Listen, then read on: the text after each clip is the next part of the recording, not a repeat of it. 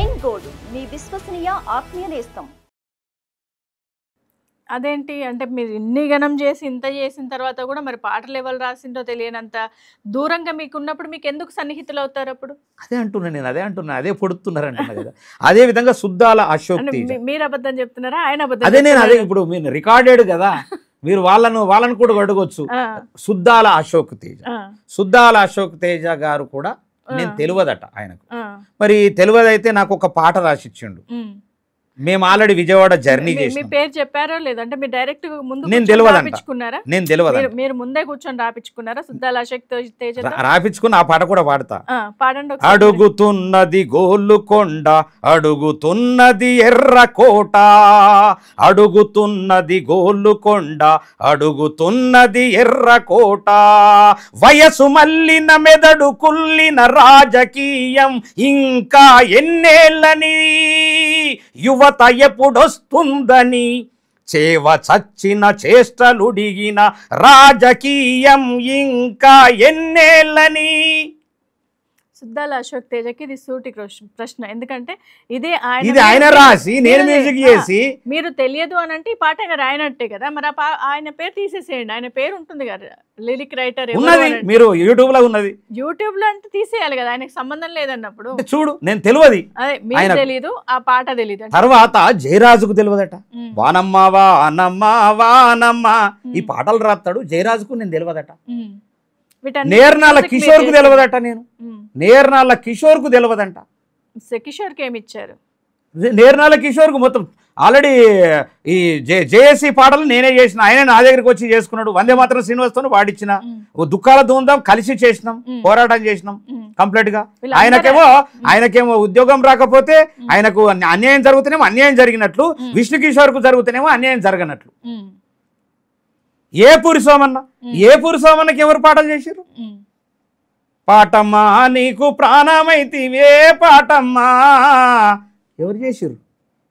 ఎవడు చేసినోడు సంగీతం చేసుంటారు. మీ విష్ణు కిషోర్ మాత్రం చేసుంటారు, వాళ్ళకి తెలీదు అని అన్నప్పుడు మరి పాటలు మాదిగా మా వీరులారా ఆది జాంబవుని వారసుల ఎవడు వాడిచ్చిండు ఈ పాట? ఆడెవడు పాడినోడు? ఏ పూరి సోమన్న కాదా? అంటే మరి బండి బండి బండి ఇది పేదోళ్ళ బండి అని ఎవడు చేసిండు? దర్వేళ్ళనకు విష్ణు కిషోర్ తెలియదా? బీజేపీలో ఉన్నప్పుడు ఇదే కాంగ్రెస్ పార్టీ ఓడిపోవాలని చెప్పేసి బీఆర్ఎస్ పార్టీలో పోయి వీళ్ళిద్దరు కాంగ్రెస్ పార్టీ ఓడిపోవడానికి ప్రయత్నం చేసిన వాళ్ళు. ఇప్పుడు మొన్న ఎలక్షన్స్ వాళ్ళకి ఇప్పుడు ఇస్తారు, వాళ్ళకు నేను తెలియవా? ఎవరెవరు? దరువు ఎల్లన్న, ఏపూరి సోమన్న ఇద్దరు కూడా బీఆర్ఎస్ లో చేరి కేటీఆర్ ను అములుకొని బీజేపీ నుండి ఆయననేమో బీజేపీ నుంచి, ఈయననేమో షర్మిల నుంచి వచ్చి బీఆర్ఎస్ లో చేరిండు, ఆయననేమో బీజేపీ నుంచి వచ్చేసి బీఆర్ఎస్ లో చేరిండు. వాళ్ళిద్దరు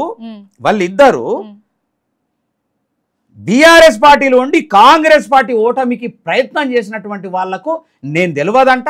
కాంగ్రెస్ పార్టీకి అన్యాయం చేసినటువంటి వాళ్ళు కాంగ్రెస్ పార్టీ అట, రేవంత్ రెడ్డి గారు వీళ్ళకట ఆ కమిటీలో మెంబర్ ఇస్తాడు. ఆ విషయం రేవంత్ రెడ్డికి తెలియదేమో కదా? ఎందుకు తెలియదు? అంటే ఈయన వీళ్ళు ఓడిపోవడానికి ఆయన వాళ్ళు సపోర్ట్ చేయలేదు అనుకుంటా. బీఆర్ఎస్ పార్టీలు ఉన్నప్పుడు ఎట్లా తెలియదు? ఆబ్వియస్ గా ఆపోజిషన్ పార్టీ ఎదుటి పార్టీ ఓడిపోవాలనే చూస్తుంది. బట్ ఇంత జరిగిన తర్వాత కూడా మీరు వీళ్ళందరినీ ఎప్పుడు ప్రశ్నించలేదా? ఇప్పుడు ప్రశ్నిస్తున్నా, ఎందుకంటే కాదు నేను రోజు నా ఛానల్లో ఆల్రెడీ వేసుకుంటున్నా బాగానే. తర్వాత దరువు అంజన్నకు నేను తెలియదట, యాకూబ్కు నేను తెలియదంట, సంగిశెట్టి శ్రీనివాస్కు నేను తెలియదంట, పసునూరు రవీందర్ రచన ఎత్తుంటాడు పెద్ద పెద్ద రచన, ఆయనకు తెలియదట. సూడా సక్కాని తల్లి సుక్కల్లో జా బిల్లి అనే దానికి డాన్సులు నేర్పించి డాన్సులు చేసే అంతడుపుల నాగరాజు కూడా నేను తెలియదట. ఎందుకు అందరూ ఒకటే ఇదిగా మీ పైన కక్ష కట్టి అట్లా ఇలా పట్టేసి ఏం చేద్దాం? మూర్ఖపు కళాకారులు, స్వార్థ కళాకారులు. అంటే కళాకారులు అందరూ అలాగే ఉన్నారా? అంతే కదా దాని అర్థం. ఇప్పుడు అందశ్రీ మాయమైపోతున్నాడు, ఆయననే మాయమైపోయాడు. అంటే ముఖ్యమంత్రి గారి దగ్గరకు పోయి పాట చేసుకోవస్తుంది, ఇంకా ఆయన పెద్ద స్టేట్మెంట్ ఇచ్చాడు. అప్పుడు దుమారం లేచింది. ఏమని స్టేట్మెంట్? అసలు తెలంగాణలో మ్యూజిక్ డైరెక్టర్ లేరు, నేను కీరవంతం చేస్తున్నా అందుకోసం అన్నాడు. అసలు మ్యూజిక్ డైరెక్టర్ లేరు. ఎవరు? మన కేసీఆర్. మరి కేసీఆర్ కాదు, అందే శ్రీనివాస్. ఉద్యమం సమయంలో మరి చేసినవన్నీ మీరు దాదాపు 6,000 పాటలకు పైగా మ్యూజిక్ చేశారు. కాదు, ఆయన పాటలు చేసిన, ఆయన పాటలే, ఆయన రాసిన పాటలు చేసిన కదా, ఆయన పాటలు నేను రచన చేసిన కదా. 30 ఏళ్ళ నుంచి ఒకరిదొకరు ఒకటి తాడ వండుకొని తిన్నోళ్ళం కదా.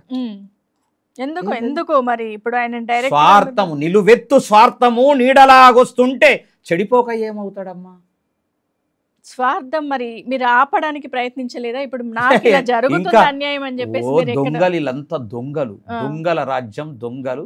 ఆ దొంగ అసలు యాక్చువల్లీ రేవంత్ రెడ్డి గారిని చెడగొట్టేదే వీళ్ళు.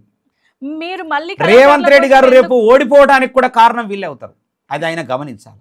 ఇప్పుడు మీరు మళ్ళీ అదే కళాకారుల కోసం నేను పోరాడుతా అంటున్నారే. కళాకారుల కోసం కాదు, నేను ఆల్రెడీ విద్యా ఆరోగ్యం మీద విద్యా ఆరోగ్యం మీద దాన్ని ఆల్రెడీ రాష్ట్రంలో ప్రతి నియోజకవర్గంలో ఎమ్మెల్యే ఆధ్వర్యంలో ప్రజా అసెంబ్లీ పెట్టి ప్రజలకు జరుగుతున్నటువంటి అన్యాయాల మీద ఖచ్చితంగా ఎమ్మెల్యేలను పిలుస్తా చాలా పెద్ద ప్రోగ్రాం చేయబోతున్నా భారీ ఎత్తున. ఎందుకంటే ఇప్పుడు గుప్పెటి మనుషుల కోసం చేసే కన్నా గంపెడు మనుషుల కోసం చేయడం చాలా బాగుంటుందనే ఆలోచన. ఎందుకంటే నేను దృష్ట శిక్షణ శిష్ట రక్షణ అంటారు కదా, కృష్ణ పరమాత్ముడు ఒకళ్ళని చంపడానికి వచ్చి ఒకళ్ళను రక్షించడానికి వచ్చినట్లు నేను కూడా ఒకళ్ళను దించేసి ఒకళ్ళని ఎక్కియడం, ఒకళ్ళను ఎస్.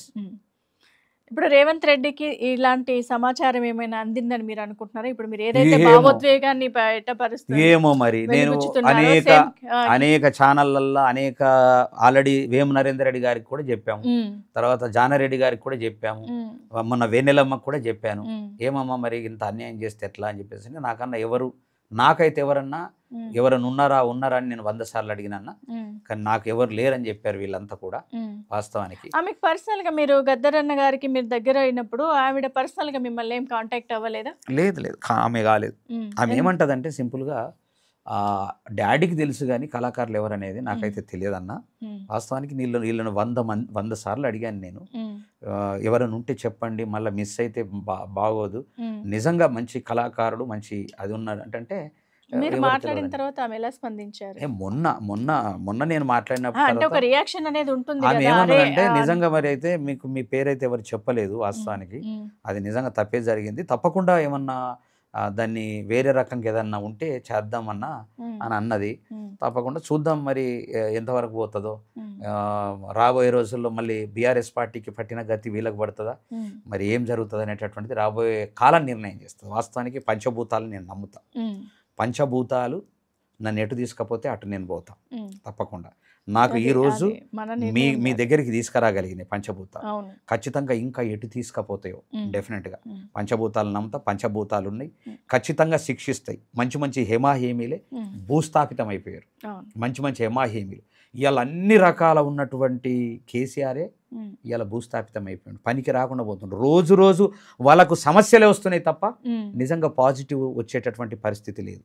కాబట్టి చేసిన వాటికి ఏదో గత జన్మల పాపాలు కంపల్సరీ, ఇది కలియుగం స్పాట్ లో ఉంటుంది. ఎందుకంటే ధర్మము 4 కాళ్ళ మీద ఉండే ఒకప్పుడు వేదయుగంలో, ధర్మము 4 కాళ్ళ మీద ఉండే.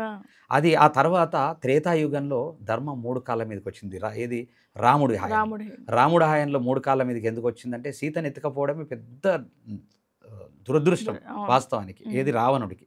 అది 3 కాళ్ళ మీదకి వచ్చింది. ఆ తర్వాత ద్వాపర యుగంలో 2 కాళ్ళ మీదకి వచ్చింది. ఇప్పుడు 1 కాళ్ళ మీదకి వచ్చింది. కలియుగం 1 కాళ్ళ మీదకి వచ్చింది. ప్రతిదీ ఎన్ని చూస్తున్నాం, ఆడపిల్లల మీద ఎన్ని అఘాయిత్యాలు, ఎన్ని అబ్బాయిల మీద కూడా విపరీతంగా జరుగుతూ ఉన్నాయి. ఇలాంటి ఇప్పుడు ఈ యుగం అయిన తర్వాత మళ్ళీ వేదయుగం మనం చూడం కానీ వేదయుగం మళ్ళీ, ఎందుకంటే సైకిల్ కదా, తప్పకుండా ధర్మంగానే పోవాల్సిందే. ధర్మంగా ఈ అన్యాయం చేస్తున్న ప్రతి ఒక్కరు కూడా రేపు రాక్షసులుగానే ఉంటారు. రేపు వాళ్ళకు అందరికీ కూడా ఒక రాక్షస జాతిగా ఉంటారు అంతే తప్ప వాళ్ళకు నిజమైనటువంటిది అది ఉండదని నేను నమ్ముతా. వాస్తవానికి పంచభూతాలకు వదిలేసిన వాళ్ళను ఖచ్చితంగా ఎవరైతే నాకు అన్యాయం చేయాలనేటటువంటి కాన్సెప్ట్లో ఉన్నారో వాళ్ళకు తప్పకుండా పంచభూతాలే శిక్షించాలి తప్ప ఇక నా చేతిలో ఏముంది, నేను 4 ముచ్చట్లు మాట్లాడతాను.